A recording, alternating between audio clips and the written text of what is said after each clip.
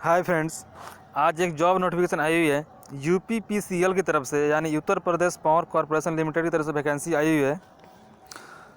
Post name की बात करें तो जूनियर इंजीनियर ट्रेनिंग इलेक्ट्रिकल के लिए निकली हुई है। क्वालिफिकेशन की बात करें तो diploma in electrical engineering. Number of post unreserved category के लिए आपको 81 पोस्ट पर निकली हुई है। ईडब्ल्यूएस से 21 है, ओबीसी के लिए 25 है, एससी के लिए 60 एंड एसटी के लिए 4 सीटों पर वैकेंसी निकली हुई है। एक दूसरी पोस्ट के लिए वैकेंसी निकली हुई है junior engineer training electronics and telecommunication engineering की तरफ ये निकली हुई है। इसमें आपको क्वालिफिकेशन मांगी गई है वो diploma in electronics and telecommunication engineering चाहिए। नंबर ऑफ पोस्ट की बात करें तो अनरिजर्व कैटेगरी के लिए 1 पोस्ट पर निकली हुई है, ओबीसी के लिए 14 है, एससी के लिए 6 है। सैलरी की बात करें तो एज पर 7 पे कमीशन के अकॉर्डिंग सैलरी मिलेगा, जबकि सैलरी होगी 44,900 रुपये होगी।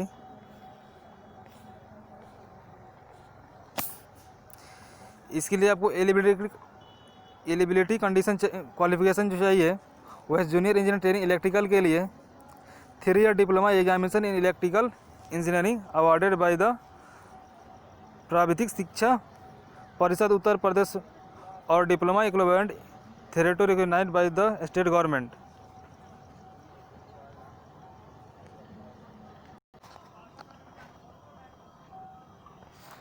और 3 years all India diploma examination in electrical engineering conducted by the all India council for technical education, यानी AICTE से अप्रूव्ड होना चाहिए।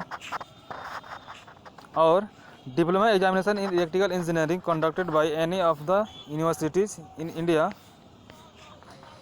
Incorporated by an act of central state legislature से अप्रूव्ड होना चाहिए।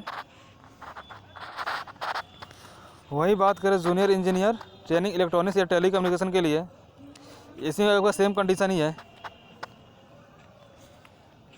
एज लिमिट की बात करते हैं, मिनिमम एज लिमिट 18 साल रखी गई है एंड मैक्सिमम 40 ईयर्स रखी गई है। 1/1/2020 तक आपकी एज मैक्सिमम होना चाहिए 40 ईयर्स होना चाहिए। आपको एज लिमिट में छूट दी गई अकॉर्डिंग टू गवर्नमेंट रिजर्वेशन के अकॉर्डिंग एज में आपकी छूट दी गई है।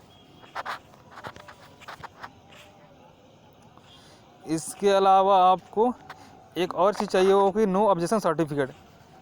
Candidate who are working with any state central government semi government undertaking organisation shall have to submit NOC from the present employer at the time of joining. यानी आप इससे पहले कहीं भी अगर काम करते हो तो उसको वहाँ से आपको NOC और ज्वाइनिंग टाइम में आपको NOC का सर्टिफिकेट आपको सबमिट करना पड़ेगा।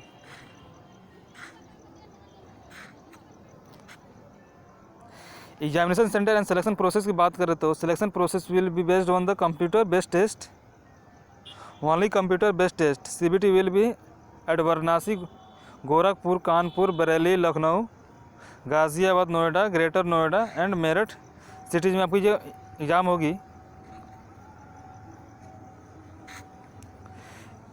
Electricity service commission however have the right to cancel any of the examination city center and or add some other city center depending upon the response।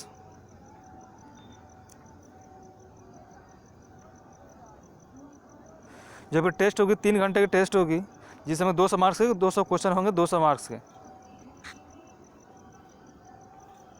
And 150 question आपके diploma level से होंगे and 20 question जो आपके होंगे वो general knowledge के होंगे and 20 question जो आपको रीजनिंग के होंगे, 10 क्वेश्चन आपको जनरल हिंदी से होंगे।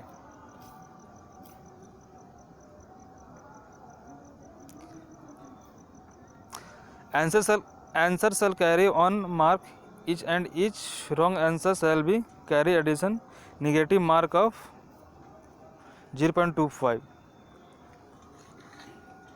Candidate who obtain less than 30% marks will be rejected for further process of selection। The merit list shall be prepared on the basis of the marks obtained in the CBT exam। Maximum number of candidates to be shortlisted for document verification will be equal to 2 times the number of category wise vacancy on the basis of CBT exam merit candidate having equal marks as that of last shortlist. Candidate will also be called for document verification. Shortlist candidate who fail to appear for document verification on the scheduled date and time shall not be given any further chance and their candidature shall be cancelled.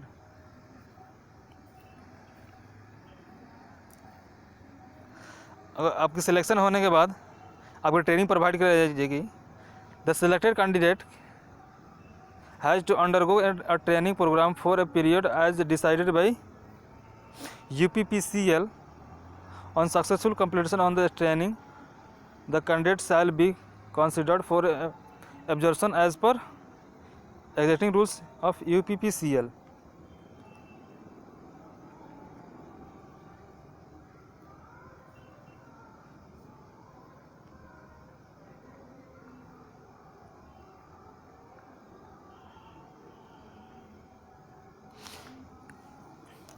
इसके अलावा आपको character certificate चाहिए. Candidate will have to produce character certificate issued from the head of the last institute attended and also from a two responsibilities respectable person who should not be his her relative at the time of joining. Marital status में कुछ condition है. A man who has then one wife living or woman who has married a man having a wife shall not be eligible for appointment to the service. यानी man के लिए एक wife होना condition compulsory है. एक से ज़्यादा wife है तो आपको इस चीज़ के लिए एलिजिबल नहीं है. इसके अलावा फिजिकल फिटनेस होना चाहिए. अप्लाई करने के लिए हम कैसे अप्लाई करेंगे? Application form, payment mode, selection and other general details are available at UPPCL official website पर आपको मिल जाएगा. वहीं पे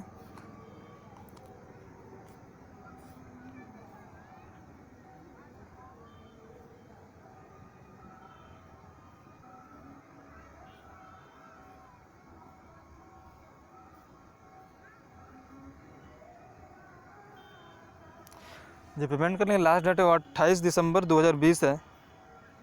जो स्टार्टिंग डेट है, स्टार्टिंग फॉर्म का स्टार्टिंग डेट है वो 4 दिसंबर 2020 है से लेकर 28 दिसंबर 2020 तक लास्ट डेट है. जो आपका एग्ज़ाम होगा, कंप्यूटर बेस्ड टेस्ट होगा, वो फर्स्ट वीक होगा फरवरी 2021 के फर्स्ट वीक में आपको एग्ज़ाम होगा. अगर आपको कुछ हेल्प लेना हो इनसे तो इनका ईमेल आईडी है, उस पर आप कांटेक्ट कर सकते हैं. ईमेल आईडी है helpdesk920ze@gmail.com.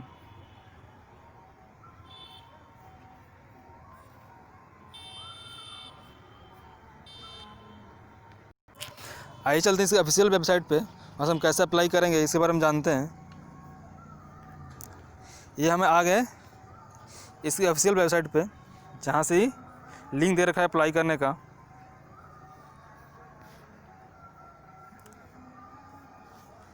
आप यहाँ से ऑफिशियल नोटिफिकेशन डाउनलोड कर सकते हैं. इसका लिंक मैं आपको डिस्क्रिप्शन में दे दूँगा.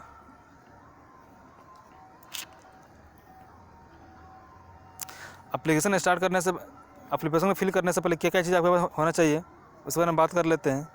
Before starting filling up to application through on the online mode, candidate should keep ready to following details document.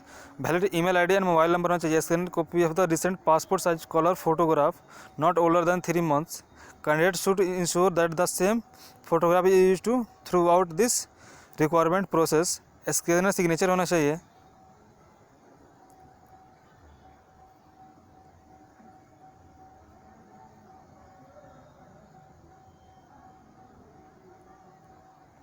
Candidates should have a valid personal email ID and mobile number and must ensure that they are active during the entire requirement process. Application sequence, a number, user ID, passwords and all other important communication will be sent on the same registered email ID.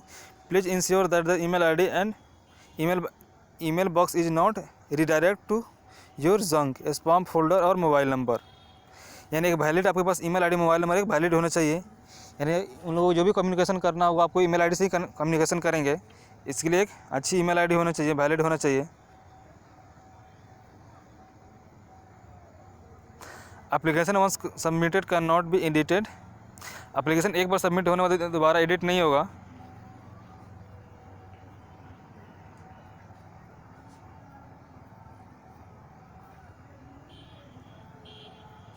आइए जानते हैं apply करने के लिए हम कैसे apply करेंगे। यहाँ पे आप देख रखा है, यहाँ पे सबसे पहले हमें रजिस्ट्रेशन करना पड़ेगा। अगर आपने रजिस्ट्रेशन पहले से कर रखा है तो यहाँ से हम लॉगिन कर सकते हैं, क्लिक लॉगिन पर क्लिक करके। अगर आपने लॉगिन नहीं कर रखा है तो सबसे पहले स्टार्ट पर क्लिक करेंगे रजिस्ट्रेशन करने के लिए। पहले बोले please step term and condition, वहाँ पे मैंने क्लिक कर दिया। उसके बाद स्टार्ट पर क्लिक करेंगे। उसके बाद कुछ इस तरह का इंटरफेस शो करेगा। इसके बाद बोल रहा है मोजिला फायरफॉक्स यूज करने के लिए या गूगल क्रोम यूज करने के लिए बोल रहा है, इंटरनेट एक्सप्लोरर। हम आगे इसका रजिस्ट्रेशन पेज पे यहाँ से हम रजिस्टर करेंगे। रजिस्टर करने के लिए आप जिस पोस्ट पर अप्लाई करते हो उसको सिलेक्ट करेंगे। जूनियर रिजल्ट इलेक्ट्रिकल के लिए हम सेलेक्ट कर लिए। उसके बाद यहाँ पे अपना नाम फिल करेंगे, यहाँ मोबाइल नंबर फिल करेंगे। इसके बाद कन्फर्म मोबाइल नंबर फिल करेंगे, ईमेल आईडी फिल करेंगे। उसको कन्फर्म ईमेल आईडी करेंगे, यहाँ कैप्चा शो करेंगे, यहाँ पे हम सबमिट करेंगे तो आपका रजिस्ट्रेशन हो जाएगा। रजिस्ट्रेशन होने के बाद जो आपको रजिस्ट्रेशन नंबर मिलेगा वहाँ से हम लॉगिन करके अपना एप्लीकेशन को फिल कर सकते हैं। आज के वीडियो में इतना ही। मिलते फिर एक अगले वीडियो में एक नए जॉब नोटिफिकेशन के साथ।